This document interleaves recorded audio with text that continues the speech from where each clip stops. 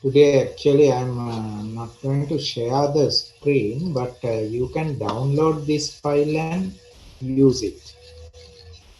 It will save your data also. Otherwise, it's video download. So you can download the PDF on chat. So can you all, still people joining, download the PDF file and open it for you.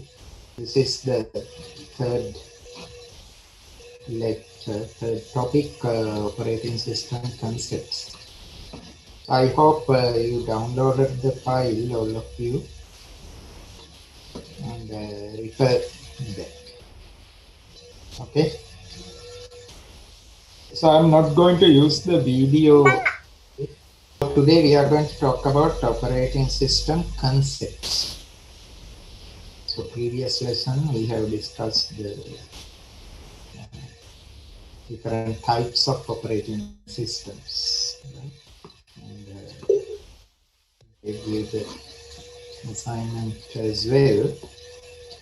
So this lesson we are going to talk about some specific type of operating systems. Right? Now there are different types of operating systems like Windows, Linux, and so on. And concepts behind an operating system.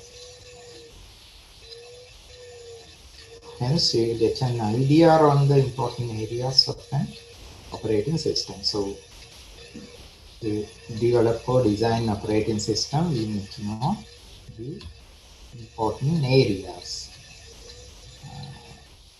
But this is only an introduction. Later on, we will discuss more. So, learning outcomes would be basically two main operating systems. You should know Windows and the Unix. So you should be able to compare and contrast Windows with Unix operating system. Okay. Then you should be able to list different operating system concepts and also describe those concepts. So these days, most widely used operating system is Windows operating system, right?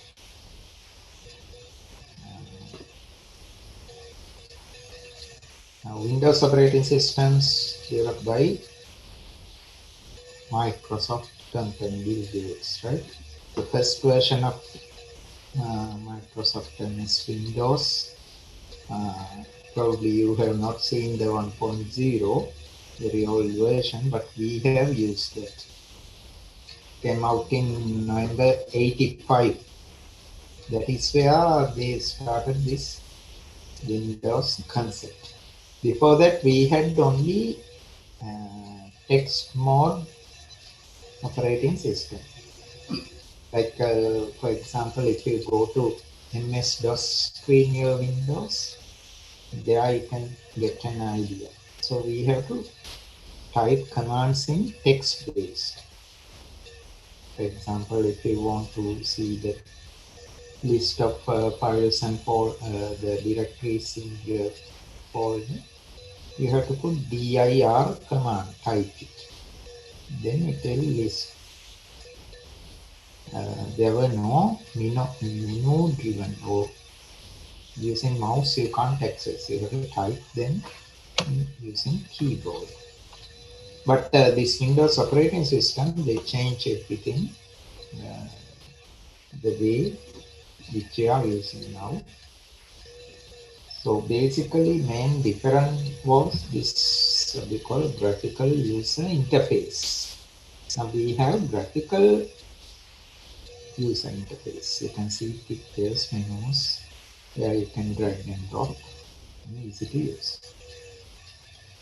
So initial version 1.0, Windows 1.0, they introduced the graphical user interface. Then Windows system continuously evolved, introducing 2.0 Windows, then 3.0. Then the 1995, there was a major invention, something called Windows 95, right? I'm sure you have used Windows 95 XP and so on. So Windows 95 is a major jump. It released in August 24, 1995. In fact, I was lucky to attend that launch with Bill Gates. They launched it the first time in the world in Singapore, and I was in Singapore during that time. And I attended the launch and also got a free Windows 95 CD there. This Windows 95 includes many features of the operating system. Earlier that they called MS-DOS system. So earlier Windows versions they use MS-DOS. And there was a DOS operating system. So you use the system to boot using MS-DOS, that is previous operating system existed. Then 95 runs old MS-DOS programs and 95 programs. Later on, they introduced Windows 98 to the market, but it was not stable. Time to time, very quickly, system got stuck. That's mainly due to poor memory handling, memory management. So when we talk about memory, we can learn about those things. Main problem was now the Windows 95 onwards. Okay, before that, when we run something, we have to run one application and close it to open another. Now you may not realize it because nowadays we can run many programs in parallel, right? But earlier we had those problems. So memory sharing problems and run different programs. So 98 had poor memory management, therefore time to time system gets stuck, so we have to reboot the system, shut down and open, reboot. Then 2000, so Microsoft released the Windows ME, that is Millennium Edition, also called Windows Millennium. So Windows Millennium was largely based on Windows 98, but it has better memory management facilities. It added additional multimedia and software capabilities which are not in Windows 98. Parallelly, they introduced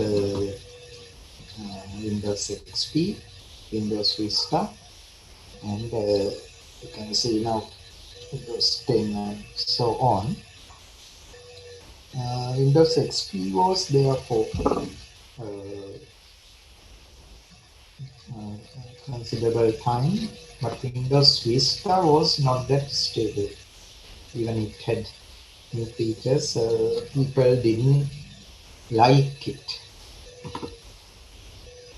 But this Windows 2000 onwards, Millennium Edition onwards, the system became more stable, and now even we are using Windows 10 and latest versions.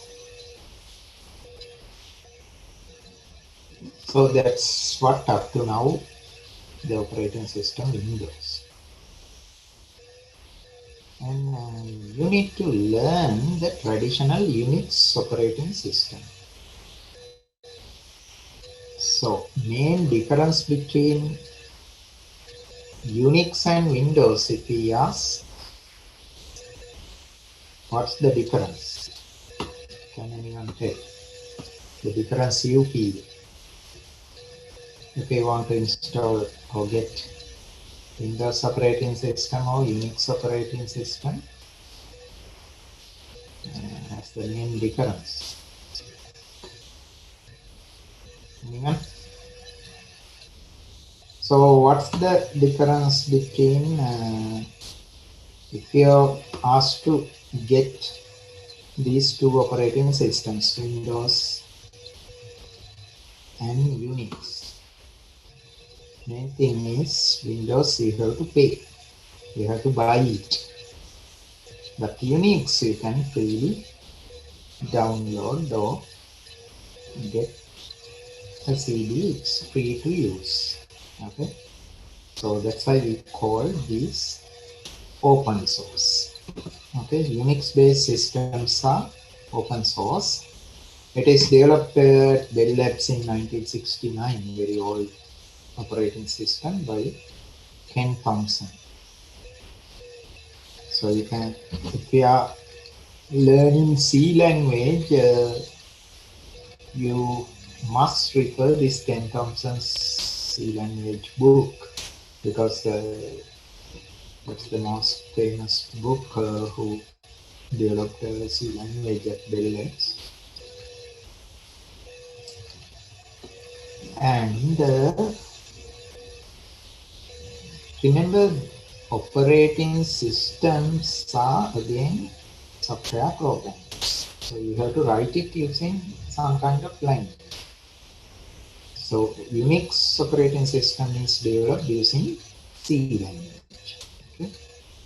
So the basic organization of the Unix file system, the way user processors interact with the command interpreter.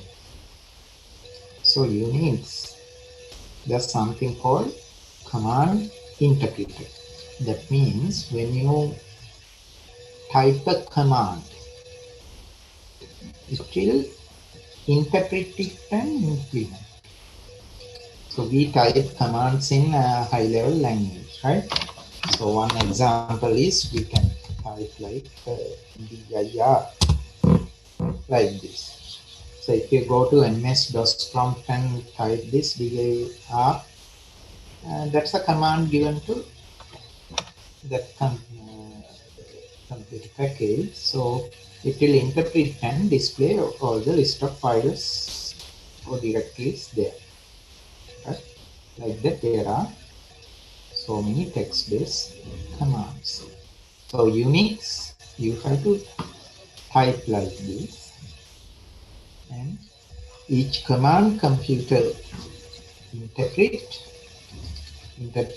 means it is converting to machine language. Now we write something in our language, no? The machine cannot understand those. So you have to either compile or interpret. Like when you write C++ or Java program, you need to compile it. What's the task of compiling? That is, our language, it will turn it to a machine understandable language. So in Unix, they use the command interpreter. That means command by command they interpret. Like C++ program, if you write, or Java, you compile whole program at once. But with the Unix, what happens is, when you write one command, it will change it to machine language using interpreter. So user process interact with the command interpreter. Organization of the file system interface are directly coming from something called Multics. Multics means there's a term you can see in the note longer version, multiplex information and computing service. It was an early time-sharing operating system type. Okay, we learn these concepts, what is time-sharing and so on. So first version developed in Bell Labs was version 6 in 1976, even before you born. Right? Um, then, according to the Unix architecture, you can see this diagram. So this is the general Unix architecture diagram. Underlying hardware is surrounded by the operating system software. In middle, you can see hardware. All the other things are software programs starting from kernel. Right? There's a kernel, then system call interface, then Unix commands and libraries, and user written applications on top of that. So you can see user written applications. So Unix commands, they can access system call interface. System calls can access hardware through the kernel. Right? So generally users cannot access the hardware directly. They have to use system calls through kernel to access hardware. Okay, so this is the basic architecture. So from the user and application, it is called the system kernel, right? It is also known as shell. Other interface software they call shell, the kernel. Components of the C compiler are a number of other services and interfaces that are considered as part of the system. Okay, so this is basic Unix structure, but problem with Unix was it is not user friendly. If you have to memorize commands and type it, it is not user friendly, right? Then on top of Unix, many different persons they have developed companies or persons, even different like Linux, and there are different versions like Ubuntu and so on. They were developed on top of Unix. Even you can use the Unix system to develop your own operating system. So that's the beauty of open source software, because open source means they are sharing the source code. Imagine when you write a program and compile, you can generate exe code. But through exe code, no one can see the actual source code, right? Similarly, through operating system, we can't see the source code. And Microsoft, even we pay them a lot, they are not sharing the actual source code. So if you want to change something in operating system level, we can't do that. But in this Linux or Unix-based systems, generally they are supposed to share the source code, so that if we want, we can modify anything and we can write our own operating system. Okay, so you can see the history. Linux started out as a Unix variant for the IBM PC, because once Bill Gates left this Apple computers, the IBM company, they didn't want to use the Microsoft. It's another company. So they try to use Unix. Even still many servers and so on, they are using Unix. So other companies and academics got together to have a free version.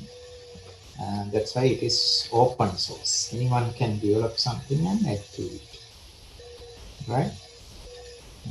But you don't have to pay.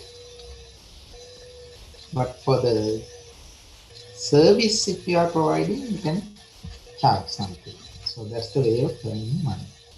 So if you develop something using Unix-based or open source product, you generally you can't sell it, but you can charge for the maintenance. That's how people app. Okay, so you should know the difference between open source and other commercially available software.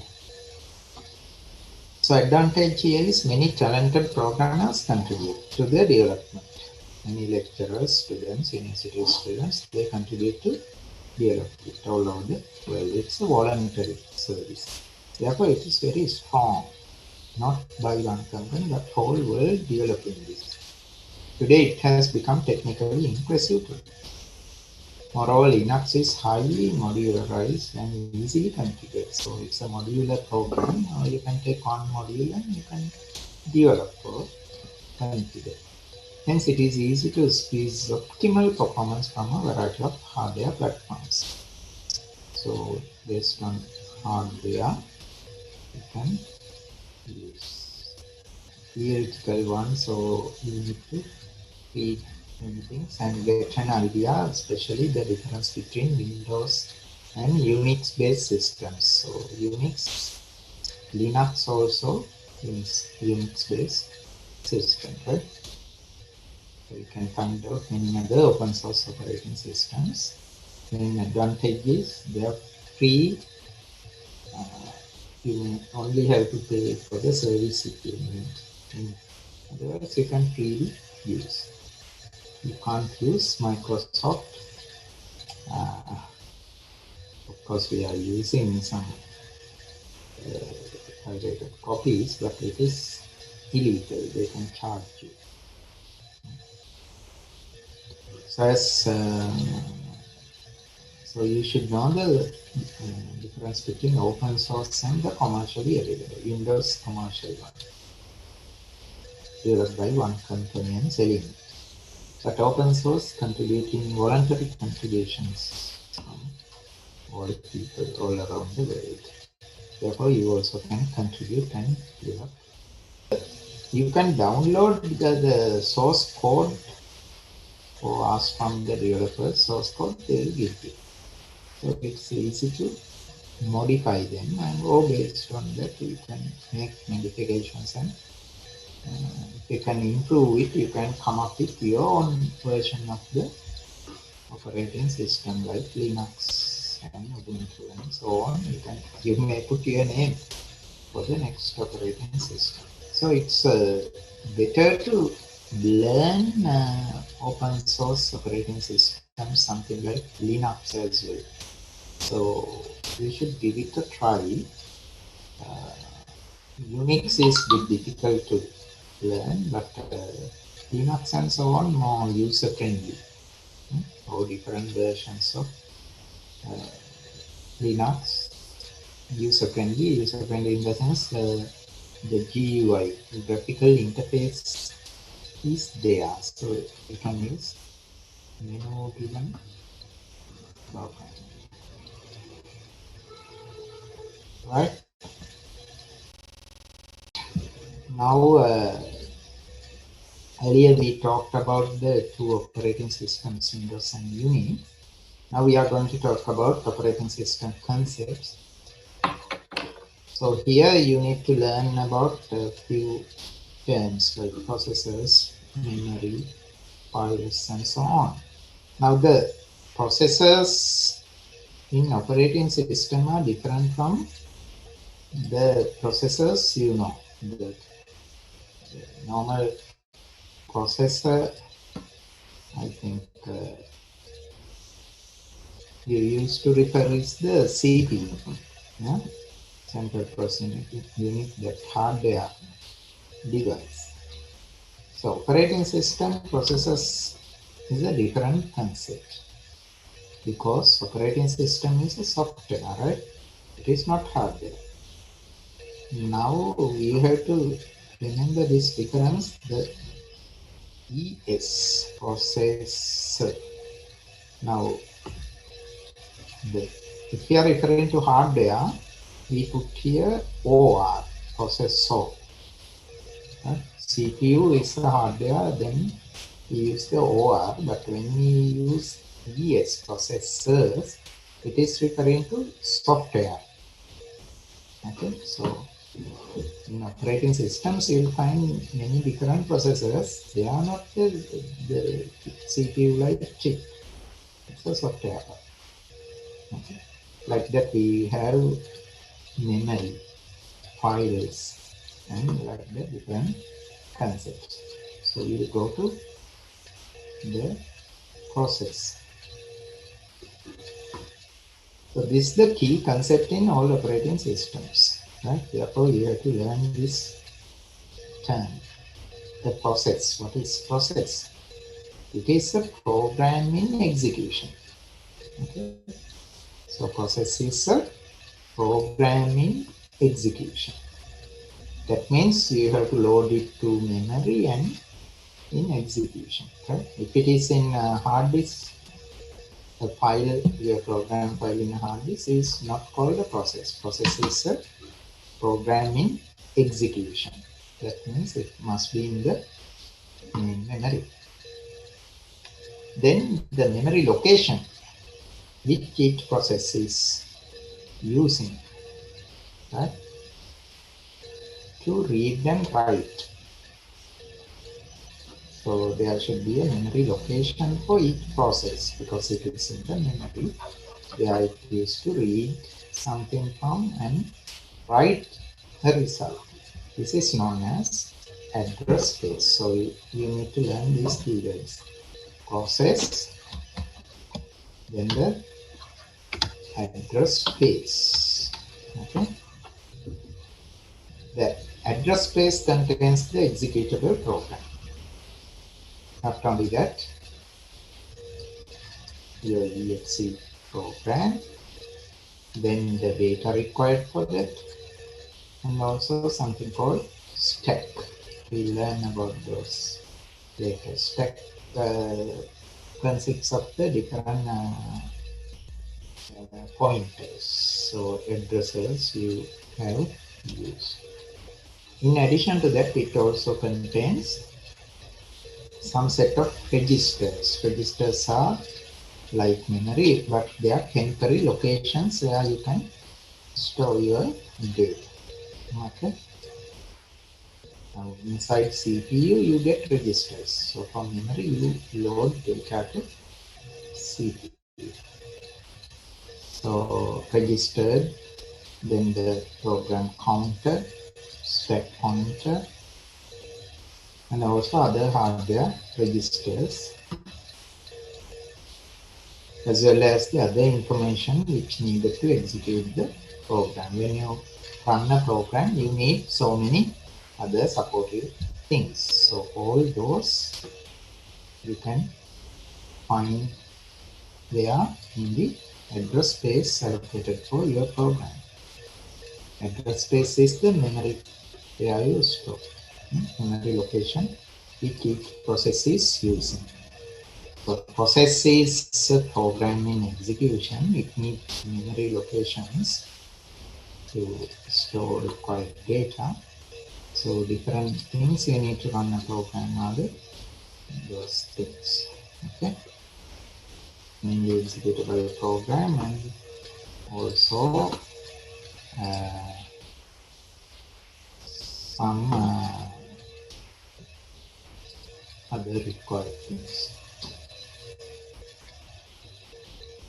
The operating system contains a process table. Now you have to remember these keywords. What is process? Process is the programming execution.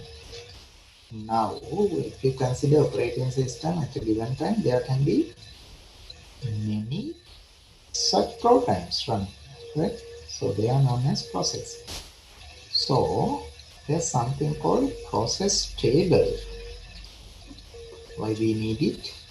It has information about each process. Right? We store information about each process. And there are so many processes running in parallel, we need to keep track. So it is called process table. Right? Information about each process and contents of its own address space. Okay.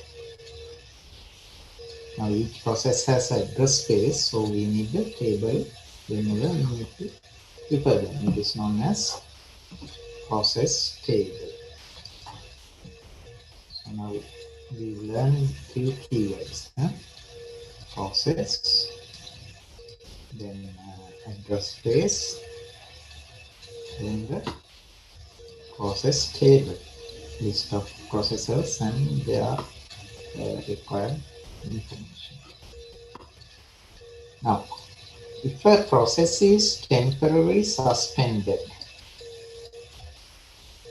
sometimes not all processors can access the CPU at the same time. Certain processors are suspended temporarily. So after a while, it must be resumed from exactly the same positioning which it has stopped. So when you are sharing your CPU, let's say you have 10 or 25 processors running. So when you want to give a chance to another process, you have to temporarily stop the existing process. Temporarily stop and keep somewhere and run another. Later on, again, when you want to run this, you have to start it from the where it stopped. Okay? Resuming is starting again from exactly the same position in which it was stopped. Therefore, the process state and other information should be stored. So in order to start it again where one has stopped, you need to keep that information. What are the information? What is the process state up to which instruction it has run, for example, right? The process state and other information, maybe data, updated data, and so on. You need to store somewhere. So this is called you store them inside the process table. So when the process is going to suspend, you have to store that information in the process table, right? So you should be able to define each of these terms, okay, new terms. So if they are new to you, you have to read it again and again and get familiar with this. Okay. Now again, what is a process? It's a program in execution. Okay.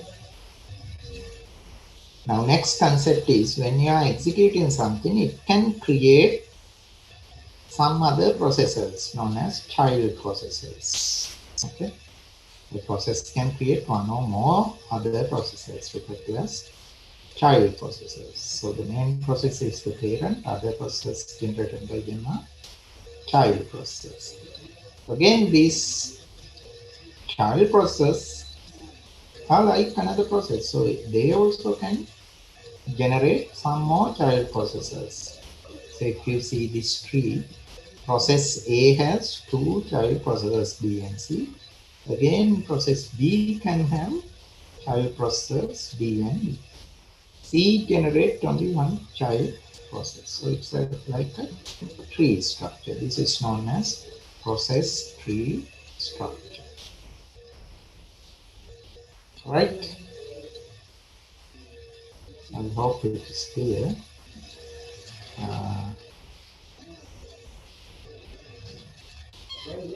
Then, therefore, to do a specific job, the related process should communicate with each other.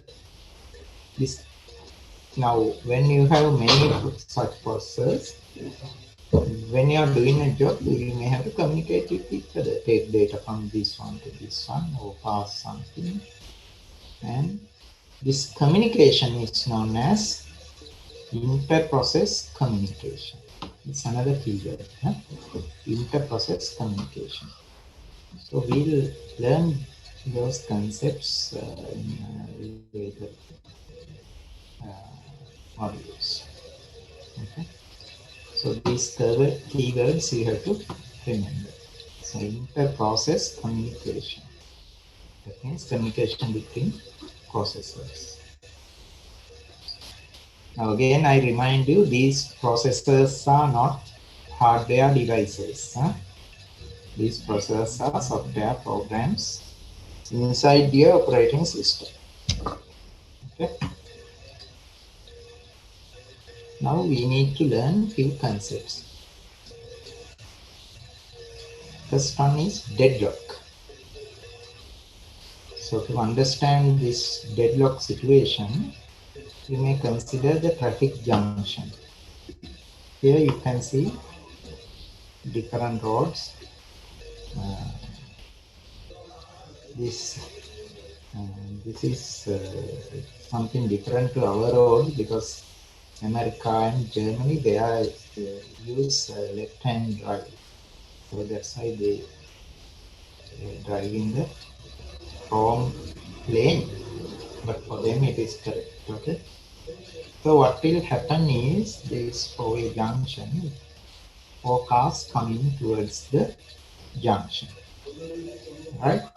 If there's no traffic light, you know what will happen. Sri Lanka, very often you can see this type of situation. Right? All are trying to go, but no one can move. Right? So imagine another vehicle coming from this side and stop there. Another one stop there. Another one stop here. Another one stop here behind these cars. This is what normally happens in Sri Lanka. Right? Then no one can move, right? So this situation is known as the deadlock situation. Our computer systems also, this type of situations can happen. That is where your computer gets stuck or no response. So this is a problem you have to handle very carefully when designing operating system.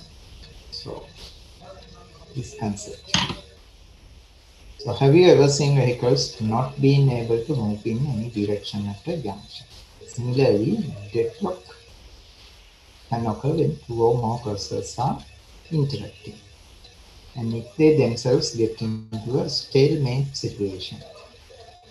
Stalemates, no one can move, okay, which they cannot get out of.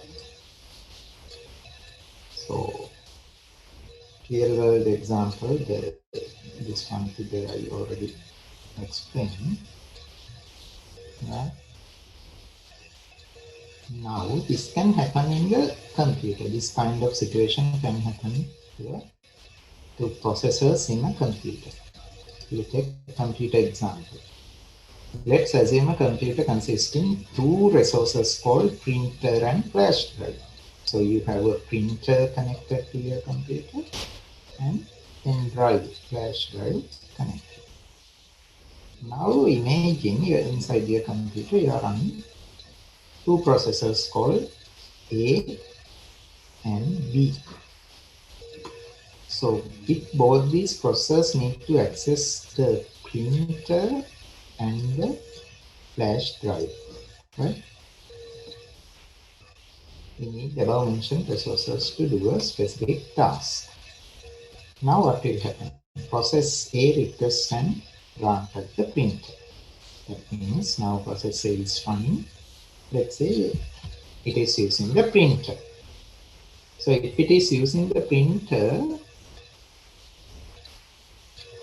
another process B cannot use the printer because only one person can use the printer at a given time. Now process C is granted the printer. Then process B requests the flash drive. Right? Then we can grant it. So process B is using the flash drive. Process A is using the printer. Right? Now after a while,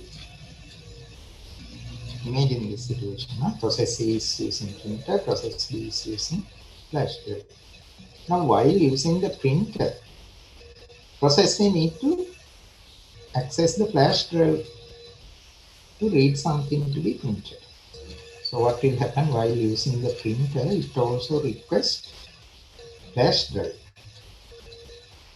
But what what has happened? B is using the flash drive. So this request is not granted. So we have to suspend that request until process B release the flash drive. Right? So process A is using the printer and requests the flash drive, but request is being suspended because process B is using it. Then at the same time, process B also. Process B means it is using flash drive. No? Let's say it has read something from the flash drive and you want to print it before read the next one. So process B requests the printer. But we know printer is being used by process A. Therefore, we can't grant this request. So this request also suspended because process A already has it. Okay?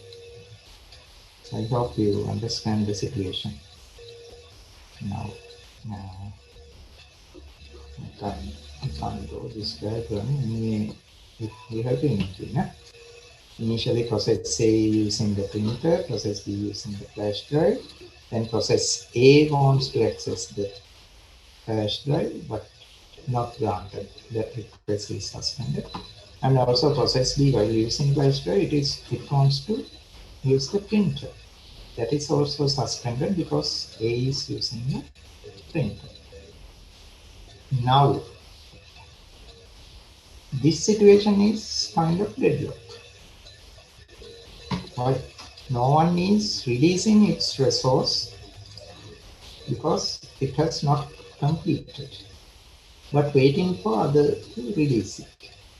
So both are waiting for the other one not releasing the resource they are using. It's a kind of deadlock situation. No? So when writing operating systems, we have to address this issue. Okay.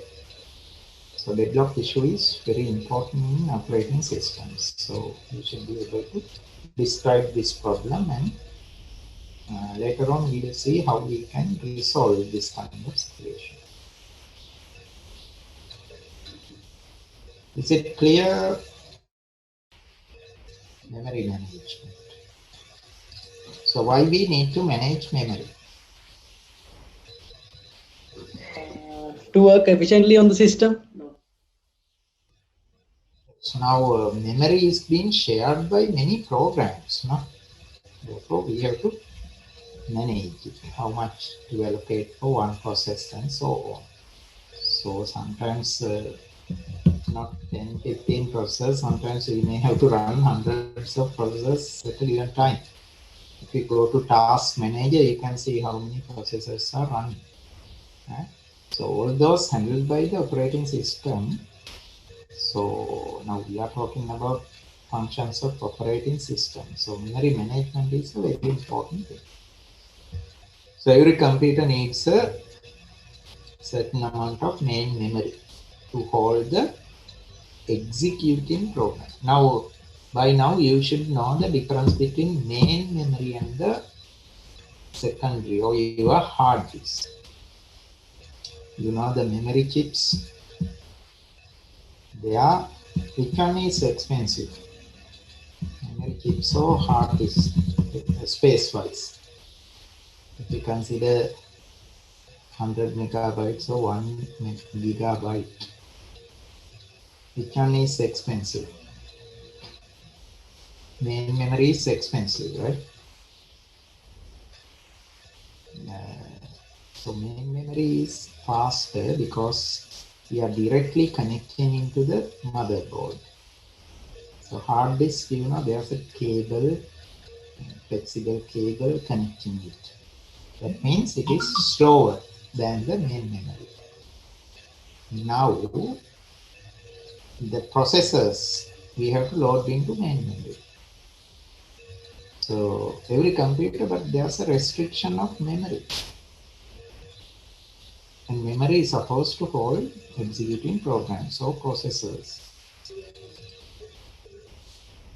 So in simple operating system, earlier days, only one program is kept in main memory at a time.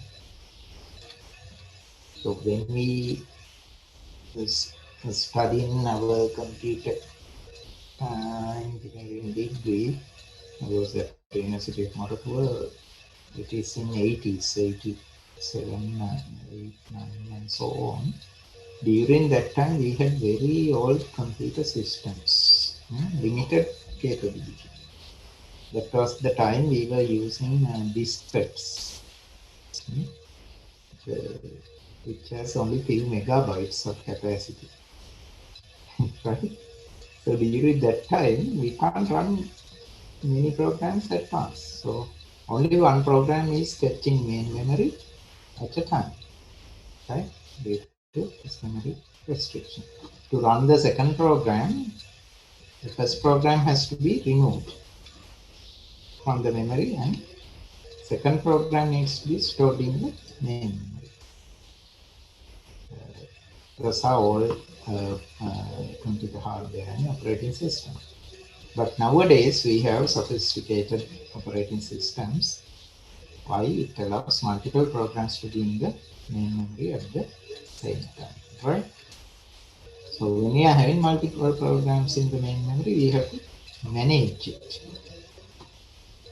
because we have a limited memory space. You can't load everything in your hard disk to the main memory. Compared to hard disk, memory space is very low, restricted. Therefore, we have to decide which one to remove and which one to load from the hard disk to the main memory. That's where we need kind of management. Okay, and it is done by the operating system. Therefore, operating system contains some kind of protection mechanism to handle this situation. You can't overwrite space used by another program, right? So you need to have security as well. And also it will manage the address space of the processors. Now you have to remember what is address space. It is space used by one process. So there are many processors using. So you can't overlap address spaces. So that you have to manage them. Normally each process has some set of addresses which can be used. In the simplest case, the maximum amount of address space the process has is less than the main memory. Sometimes our programs are huge. Maybe larger than the main memory. And somehow we have to manage if we have low memory in your system. Memory management is we will talk in detail in lesson later on. Then these are basic concepts I think you are familiar with. So I may quickly go through and ask you to, I leave it to go through. So inputs and outputs, I think we learned from other things. What are the input devices in our system? Our keyboard, mouse, and so on. What are the outputs? Maybe printer or our screen. Those are outputs, right? So you can read details about input outputs. And also files also I'm not going to describe, but basically they are stored in directories or folders. Right?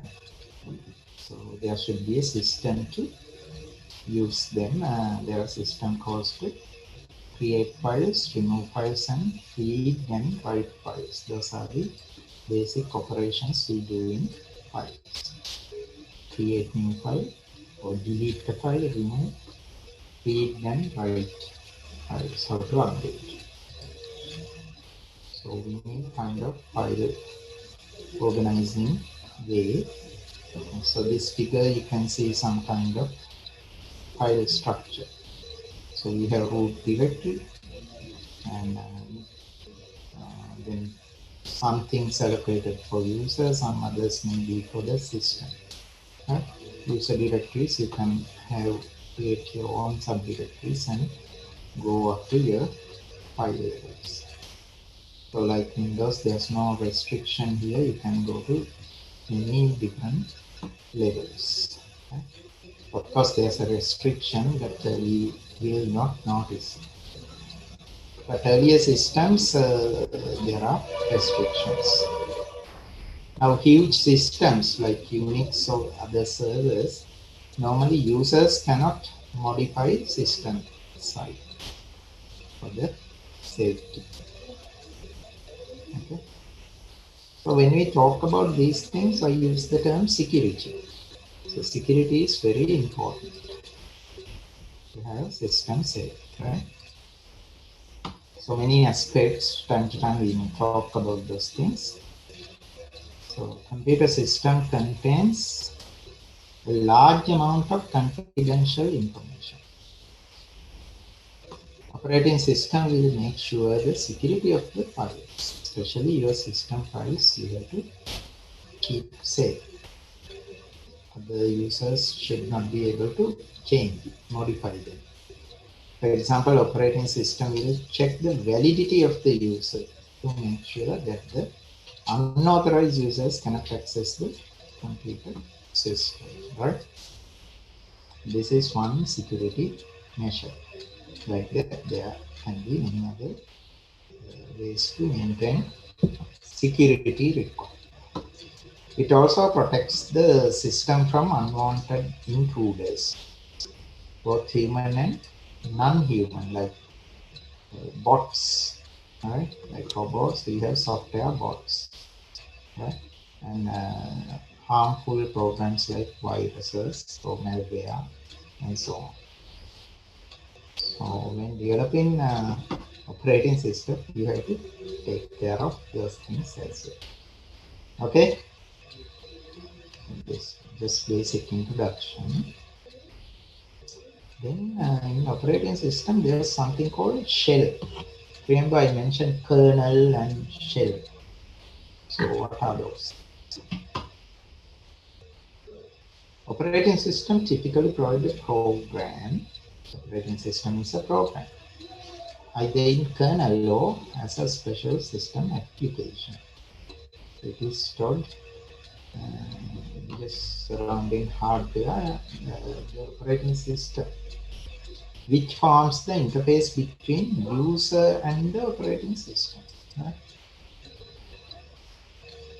Sometimes we call it kernel. It's a kind of interface between the user and the operating system. Remember the earlier diagram?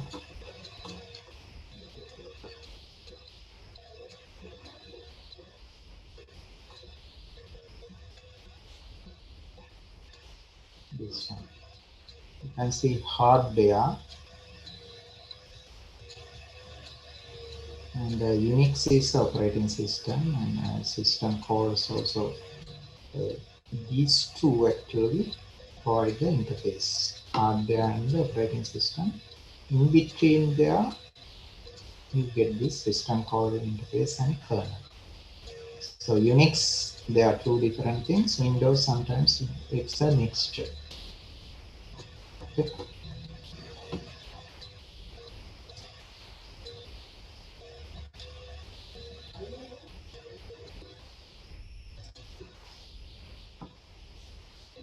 Now this program is often known as a command line interpreter or shell. So operating system commands, you need to convert it to machine level or hardware level. So that's why it's a command line interpreter or shell. Even though this is not a part of the operating system, it is not a part of operating system, it makes heavy use of many operating system features and provides a good example on how the system calls can be used. Commands are given to the operating system by control statements. So those commands known as control statements. These commands vary in duties from process creation to file access or networking, right? These are system commands. So these are few examples for system calls.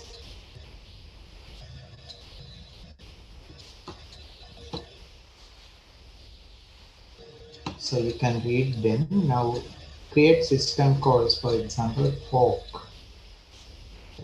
This is a creating process. Then for file management, open a file, what kind of access, read and write operations. And system calls for directory management. You can create a directory and delete a directory, remove a directory. Right. So these are the basic things. New things you may go through leisurely, and we will stop lecture here. So go through them again and get familiarized with those new